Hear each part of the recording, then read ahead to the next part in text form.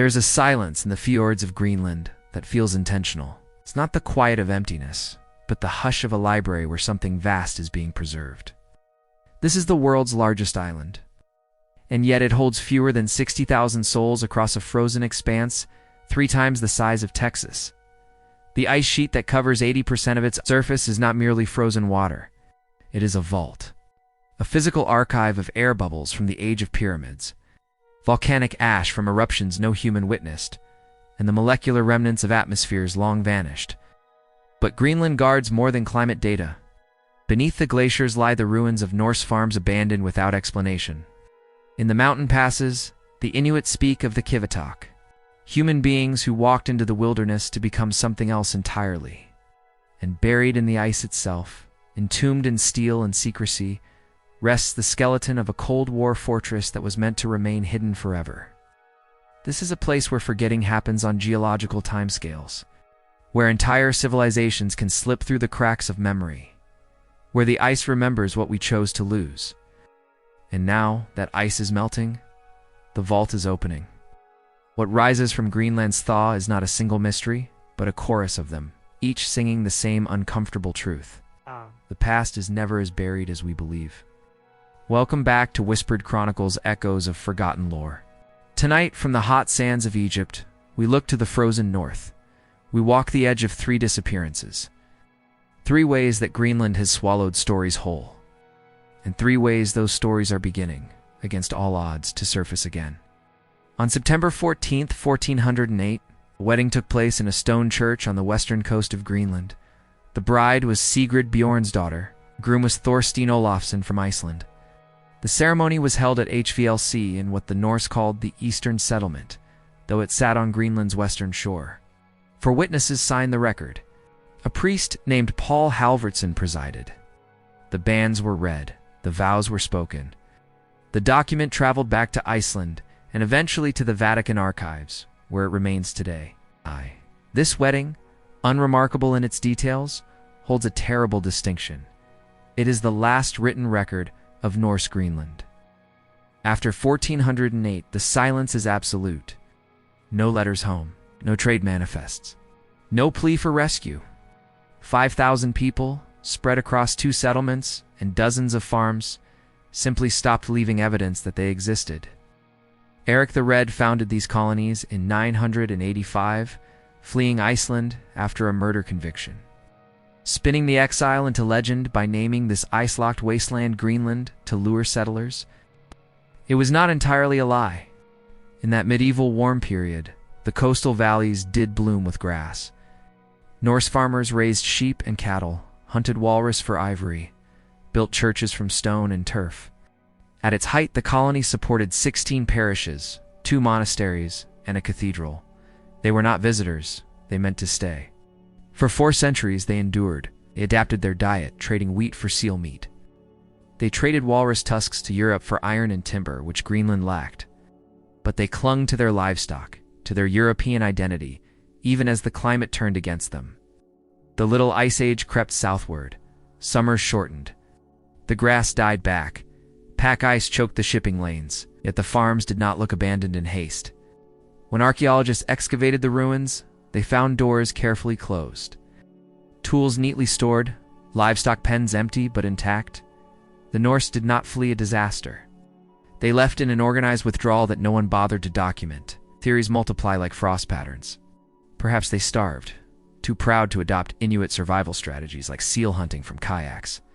Perhaps they intermarried and assimilated, though genetic studies find no significant Norse ancestry in modern Greenlandic populations. Perhaps they sailed away, though no record in Iceland or Norway mentions a refugee fleet. Perhaps disease took them, though mass graves are absent. Perhaps pirates raided the settlements, though again no evidence remains. The most disturbing possibility is the simplest. They may have simply diminished generation by generation. As the cold narrowed their world to a point where sustaining a European Christian society no longer made sense, the last priest died or left. The last ship failed to return. The last wedding was recorded because some part of them still believed the outside world was listening. And then, in the decades after 1408, the survivors made a choice we cannot trace. They closed the doors of their stone houses and walked into a silence we have never broken. What haunts researchers is the orderliness of it. Greenland is littered with farm ruins where the architecture itself seems to be waiting. Churches with altars still standing. Barns with roof beams collapsed inward under centuries of snow. But foundations square and true? The Norse prepared Greenland for absence. They did not vandalize their own legacy. They curated it, as if the farms were exhibits meant to be found. In 2010, researchers analyzing the bones from Norse graveyards discovered something that deepened the silence. The later generations showed signs of severe malnutrition, but not the vitamin deficiencies expected from a diet lacking vegetables. They had been eating fish. Cod bones appear in the garbage heaps of the final decades. The Norse, who had disdained fishing as lowly labor, had bent at last. They adapted. And still, it was not enough. The question is no longer just what killed them, it is what they became in those final years. And whether the people who closed those farmhouse doors still considered themselves Norse at all. The Inuit arrived in Greenland around 1300, migrating from the Canadian Arctic in waves. They encountered the Norse, traded with them, perhaps fought skirmishes over hunting grounds. But where the Norse withered, the Inuit flourished. They had no cattle to feed, no European crops to coax from frozen soil. They read the ice. They hunted from skin boats in water that would kill a man in minutes. They built societies around movement, not settlement. And they inherited a Greenland that had defeated the Europeans. But they did not inherit it alone. In Inuit cosmology, Greenland is crowded with presences. The land itself is watchful. And among the most enduring of these presences is the Kivittok. A Kivittok begins as a human, someone consumed by grief or rage or shame, so profound that society becomes unbearable. They walk into the wilderness with no intention of return. They do not die. According to the stories, they transform. Exposure and isolation scour away their humanity until something else remains. A Kivittok can survive without fire, without shelter. They are said to move through storms that would blind and freeze an ordinary person. Some are described as filled with supernatural strength, capable of hunting polar bears with their hands. Others become tricksters, mimicking human voices to lure travelers off safe paths. All of them are trapped in the landscape, unable to rejoin the world of people, unable to die. The Kivittok are not demons. They are what happens when a human becomes a feature of the land itself. Greenland, in this understanding, is not empty. It is inhabited by those who refuse to leave, even at the cost of their own nature. Settlers and explorers dismiss these stories as superstition. The Inuit use the Kivittok to explain something real. The psychological toll of isolation in a landscape that offers no mercy. In traditional Greenlandic society, banishment was among the worst punishments. To be alone in the vastness was to risk becoming something unrecognizable. The Kivittok are warnings, cautionary figures, but they are also a kind of testimony. They acknowledge that this land changes you, that survival here requires surrendering parts of yourself that might be essential elsewhere. Beneath the Kivittok, deeper still in the cosmology, dwells Sasuma Arna, the mother of the sea. She lives at the ocean floor in a house made of stone and whale ribs. All marine animals are born from her hair. And when humans break taboos or act with cruelty, her hair becomes tangled with their sins. The sea grows stormy. The animals vanish. Hunters return empty-handed. Only a shaman traveling in trance to the bottom of the ocean can comb out her hair and restore the balance. Sasuma Arna is not benevolent. She is indifferent to human suffering, responsive only to respect and ritual. The Inuit relationship with Greenland is not one of conquest or ownership. It is a negotiation. The land and sea are powers that must be appeased, understood, moved with, rather than against. Yes, this is why the Inuit survived. Not superior technology alone, but a cosmology that treated the environment as an active participant in survival. When researchers compare Norse and Inuit remains from the same period, the contrast is stark. Norse bones show malnutrition and disease. Inuit bones show robust health even in the coldest centuries. The Norse tried to remake Greenland into a colder Scandinavia. The Inuit let Greenland remake them. And in their stories, they embedded a knowledge that Europeans ignored. This place will outlast you. And if you refuse to listen, it it will erase you as thoroughly as wind erases footprints from snow. There are still Kivitok sightings reported in Greenland today, figures seen at dusk in the high valleys, footprints that end abruptly in places no helicopter could access, voices calling from storms. Rational explanations exist, of course. Avalanches create strange acoustics. The midnight sun plays tricks on depth perception. But the stories persist because they serve a function. They remind the living that Greenland is not a backdrop, it is the primary actor in every human story that unfolds here. And those who forget that do not last. In 1959, the United States Army Corps of Engineers began construction on Camp Century, a research station buried beneath the Greenland ice sheet, 150 miles inland from Thule Air Base. The public purpose was scientific. To study ice core samples and test construction techniques in extreme cold. The actual purpose was Project Iceworm, a plan to install 600 nuclear missiles in a network of tunnels carved from the glacier itself. The missiles would be mounted on rails, constantly moving beneath the ice, invisible to Soviet surveillance. Able to strike targets across the USSR with less than 20 minutes warning, Camp Century was powered by a portable nuclear reactor. It housed 200 personnel in insulated tunnels that stretched more than a mile through the ice. There were laboratories, a library, a chapel, even a barber shop. For 3 years, it functioned as a miniature city beneath the frozen surface. Then, in 1963, engineers realized the ice was not stable. The glacier moved and deformed faster than predicted. Tunnels collapsed. Walls buckled. The ice, it turned out, was not a static medium. It was a living system, flowing and crushing anything embedded within it. Project Iceworm was abandoned. Camp Century was sealed and left to be buried. The U.S. military assumed the ice would entomb the base forever, grinding it to rubble under miles of accumulated snow.